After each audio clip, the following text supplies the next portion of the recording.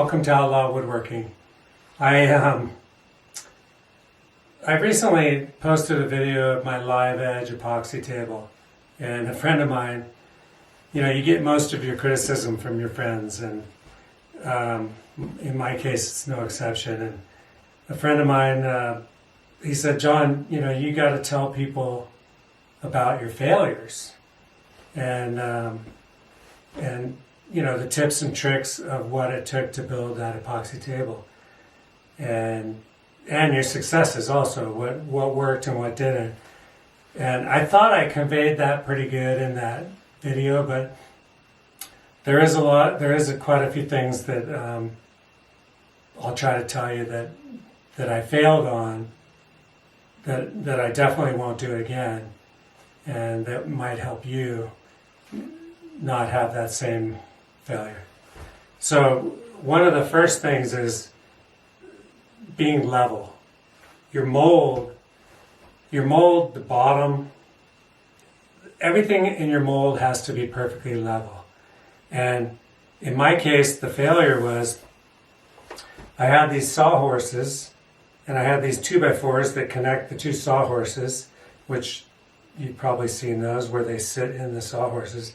And then I had 3/4 MILIMENE sitting on top of the sawhorses, and I built my mold on top. Well, the mistake I made was I put my big construction level on top of this whole mold, and then I took shims, and I shimmed on top of the 2x4s, shimmed up the mold.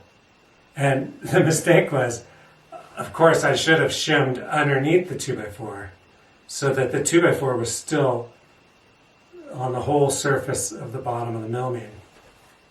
And in my case, I screwed up and I put the shims on top of the 2x4, and so it left a gap between the 2x4 and the MILIMENE to wherever it planed out to.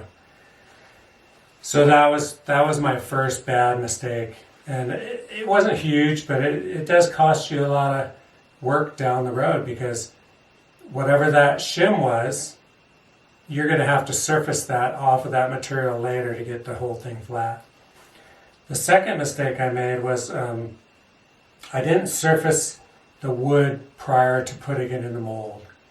And I think that's critical, because not only should your mold be perfectly flat, but all the wood that you're entering into the mold should already be surfaced, so that when you pour that epoxy, you just pour it up to the top of that wood, and it should be all level. That way you're not wasting any epoxy, you're not wasting any of that good wood, whatever you're using, and it'll be a lot better. And I didn't do that. I put my wood all in that mold. It was all semi close to the same, but it wasn't surfaced. Like, it wasn't perfectly flat, and that caused me a lot of work surfacing later on. Tip number 3 is when you buy your epoxy, whatever you're going to pour, and you want to color your epoxy, do the calculation that make sure that you have enough dye for the quantity of epoxy you're using, because I ordered this dye and I ordered all this epoxy, and I'm mixing in my bucket, and all of a sudden I realized that's not enough dye to turn that epoxy into the color I want. So that's critical, because I ended up, even though the color of my epoxy and the texture of my epoxy, I got lucky and it turned out really well. I'm actually really happy with it. I ended up using, like, I don't even know, 1, 2, 3, 4, 5 different colors, and to get to where it turned out good. But it was, I would not suggest that. I think that could have been worse, but it did turn out good as far as the texture of the epoxy. The fourth tip that I have is your room environment. So once you get it all, once you've poured your deep pour and it's cured, and you surface it, and you got it all nice and flat. The next step is to seal coat it, and your temperature of your room, even during your deep pour, the deep pour is not as critical because it takes a long time to cure, but the seal coat and your flood coat, I had a huge failure on, and the seal coat seemed to go okay. I seal coated it. The garage was at 75 degrees, and I'm pushing the epoxy into the table with the spatula because I'm basically trying to push it into any kind of voids so that no air bubbles will come out during the flood coat. And the seal coat went really well, but the flood coat, you're supposed to do the flood coat 4 hours later. Temperature in my garage dropped. It was a bigger batch. I'm mixing it with a drill. Too much air is getting into the epoxy, and the temperature of the room is too cold, and it comes out like just white paint. When I poured it on the table, it was like white paint, and that was my biggest failure right there. Because up until that point, the failures, they were just a lot of work, but when I did the seal coat, after all that work that I did, I look at this beautiful table and I'm like, man, I'm on the home stretch now. It looks great. And then I put this flood coat on, wrong temperature, too much air in the epoxy, and it was a disaster. So tip, whatever number that is the temperature of your room has to be in above 70. Actually 75 is probably optimal, but between 70 and 80. And then you don't want to introduce too much air into your epoxy. Don't overmix your epoxy. I see a lot of guys say, "Oh, you can't mix your epoxy too much," but you can. You can definitely mix it too much. You don't mix it more than it needs to be. I think a nice slow mix, even with a drill, but slow, 5 minutes max, and scrape your edges and all that stuff, and then pour it out. So anyway, that flood coat was a disaster, and it just ruined the whole table, and I had to resand the whole table. So that was a big tip that I will never, hopefully, cross my fingers and never repeat again. But so then, I guess the next tip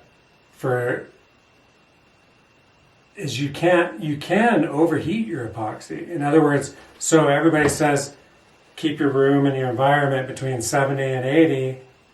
Well, that's great. But then there's some guys that say, oh yeah, put your epoxy in the sink and warm it up first.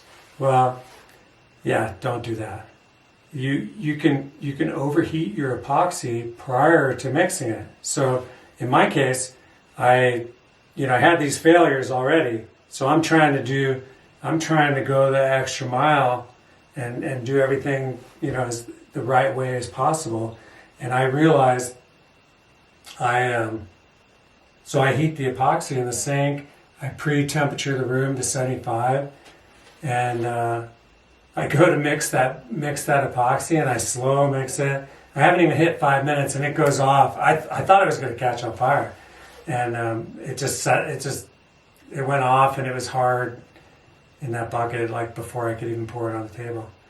So there's another gallon of epoxy down the drain, and then I realized, I started doing a little more research, and I'm like, yeah, that's not a good way to go.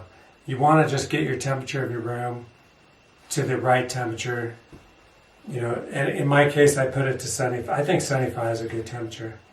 And I let the epoxy, I ditched that other epoxy and went to a new epoxy, and I let the epoxy just acclimate to that 75 degree temperature of the room. I didn't mix it very long. I mixed it for 5 minutes, and I used a timer.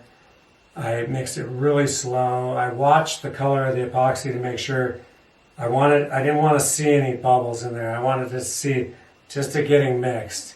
And at the end of 5 minutes, I just went out and poured it out, and I used a notch trowel and I had a huge success.